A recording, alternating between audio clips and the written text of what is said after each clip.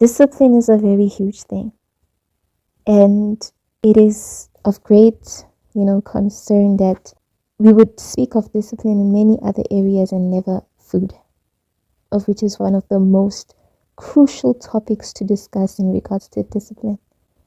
To follow a specific diet, to follow a diet that would suit you in a way as to advancing you, helping your body instead of destroying it, bettering your body instead of destroying it, listening to the Holy Spirit.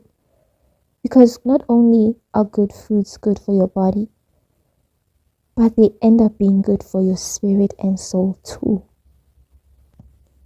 That's why you overall feel better, you overall feel good, you overall feel energized, you overall feel happier because of good foods. Because it had an overall effect. Psychological health, your emotional health, your physical health, as well as your spiritual health. That's why you need to be careful what you consume.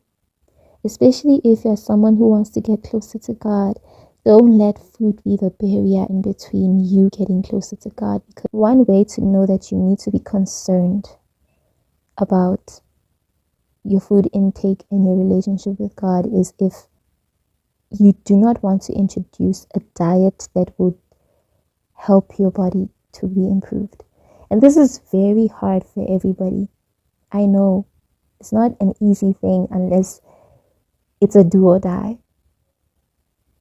But to practice self-discipline in those areas and in that area will change the way you think, so much so that you are more inclined to God because you kept your body, you kept your temple clean, you kept your temple healthy. You didn't eat from the forbidden tree. You ate from where God expects you to eat.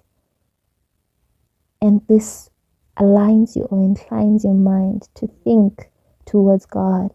And to think towards God, setting your mind on things above is to be more drawn and more closer to Him. You are now in the Garden of Eden, His presence. Be careful what you eat. And hear me out, I'm not saying every single thing is bad and you need to be paranoid with what you eat and what you don't eat. No. What I'm saying is that it's important to always pray and to discern and to ask God and to just have that close relationship with God regarding your food instead of making your food a God and God a God. Involve God so much in your intake because that's also another spiritual activity.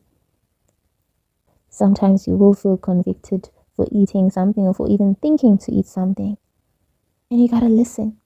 Even if it's something that you've paid for a whole lot of money for.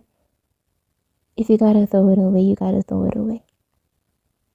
You don't want to be the example that is said in Proverbs 23 verse 8, if I'm not mistaken. Vomiting out what you realize is garbage. You need to be careful. And we need to not be reluctant and ignorant to these things. Especially when it comes to food. Regarding the spirit, it's a very spiritual activity. That's why you gotta pray.